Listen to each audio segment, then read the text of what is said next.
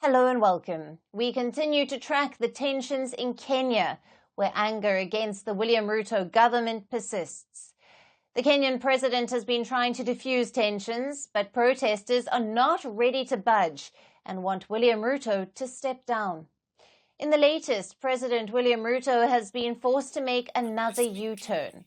He has decided to freeze salary hikes for members of the cabinet and the parliament. President Ruto has ordered a review of salary increases for public servants. Now, initially, a government panel had recommended a pay increase of 2% and 5% for all state officials, including judges. However, people in Kenya and even the opposition have questioned how the salaries of MPs and governors could be raised when the country was reeling under economic distress. Skyrocketing inflation and a cost of living crisis. Now, public anger has been running high over what protesters see as rampant government extravagance.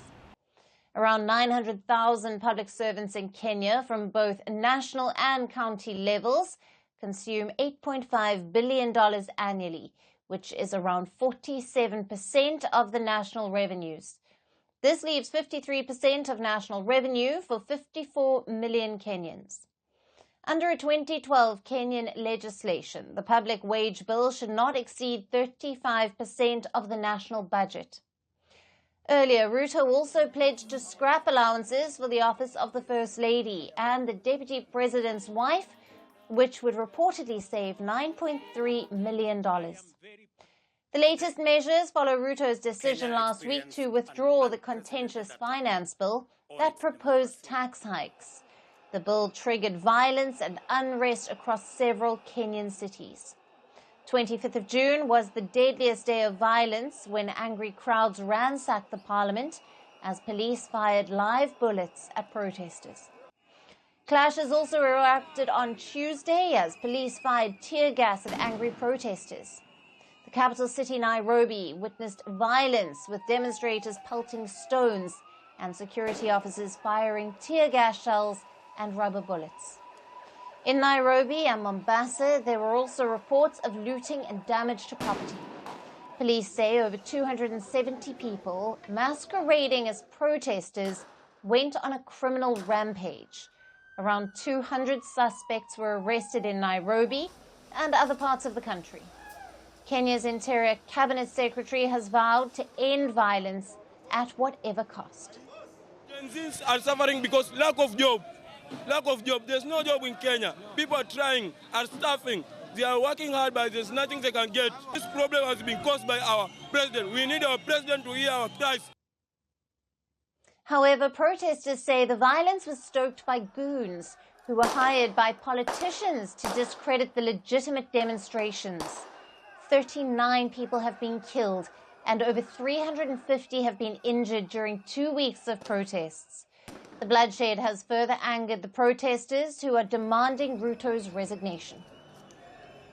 We have seen now there's an increase of goons who are now being paid to come and just disrupt whatever we are trying to do. And it's very unfortunate, to be honest, because whatever we are doing right now, it's not just for the young people, it's not about the millennials or Gen Zs, it's for everyone. We as a country have gone through these problems from independence, and those are the things that we are trying to change.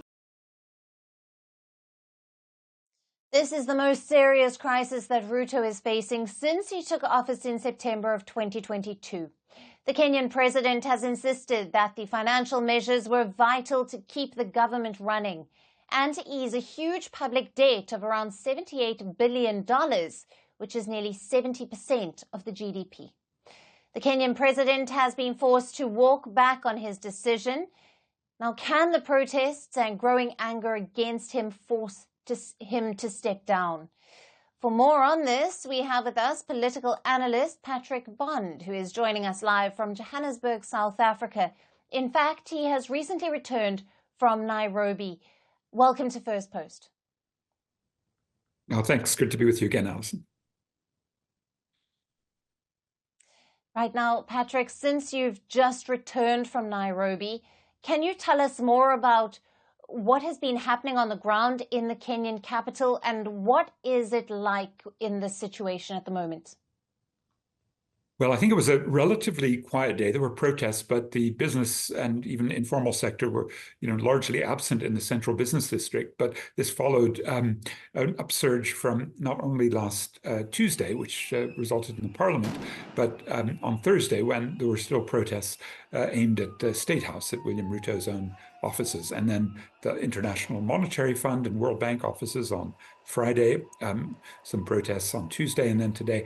It feels like there's momentum. It may be slowing, and as you pointed out, there may be some, let's say, nefarious elements introduced from external sources. The politicians in Kenya have been trained since Daniel Arap Moi several decades ago how to sort of stay in power through licit and illicit means, and William Ruto is no exception. He barely won this last election last year, and he had been in 2007 called up to the International Criminal Court with an arrest warrant because of the violence associated with that election. So, you can't really expect him to play fair at this point, given his history, and also his attempt through very marginal changes, scrapping the bill that was so contentious over raising taxes last Wednesday, and then today, as you pointed out, ending some of the increases for MPs and other top salaried officials in the government. And those MPs are on the run. I don't think they're basically courageous enough to face their constituencies, whether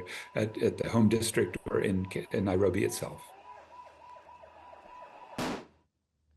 Right, Patrick, you just touched on my next question, in that these moves by President Ruto won't have much of an effect on this huge debt crisis situation in the country. Now, will this be enough, him making another U-turn in this? Will it be enough to appease the protesters and to quell their anger? The demonstrations changed to calls for Ruto to step down. Is this still what the protesters are demanding? Well, I think so. And I happen to be in not only Nairobi, but near Mount Kenya in Chuka University town.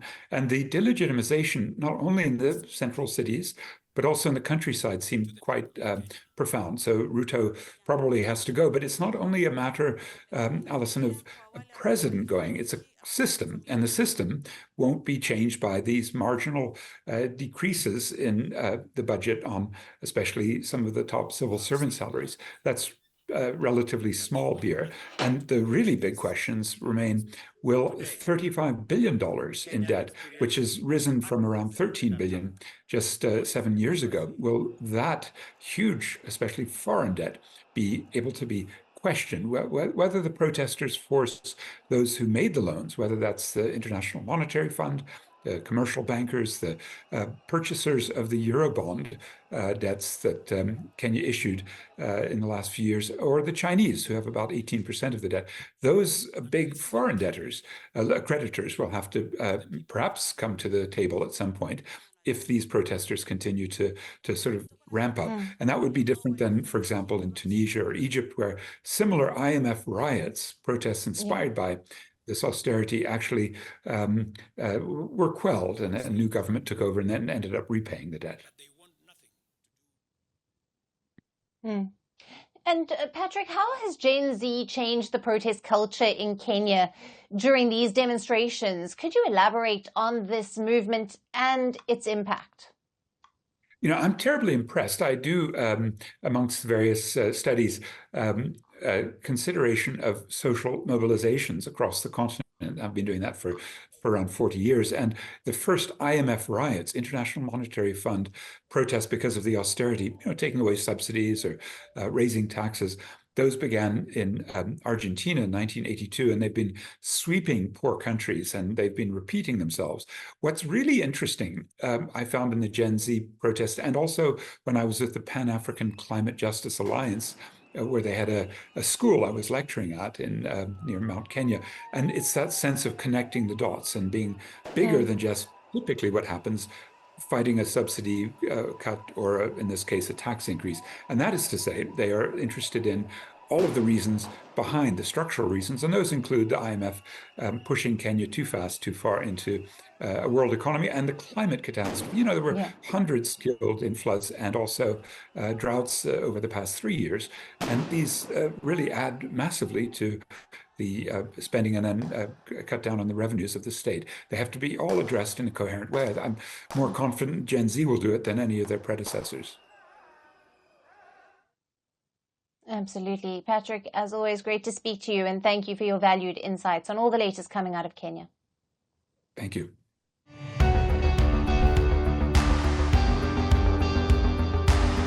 Across continents, one powerful news source. Bringing you diverse perspectives on the issues that matter.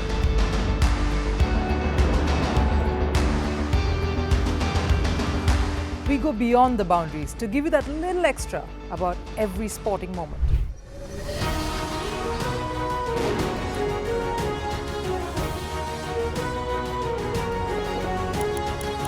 So thank you for making Firstpost 5 million strong. We're counting on your support, and you can trust us to bring you the news unfiltered and unvarnished.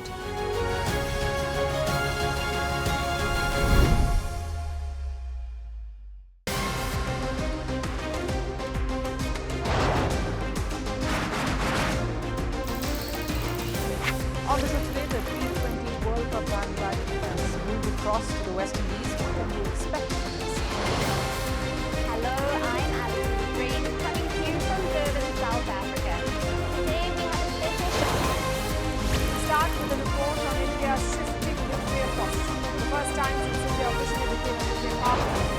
Hello and welcome to Firstpost America. I'm Aaron Ham, coming to you live from the nation's capital in Washington, D.C.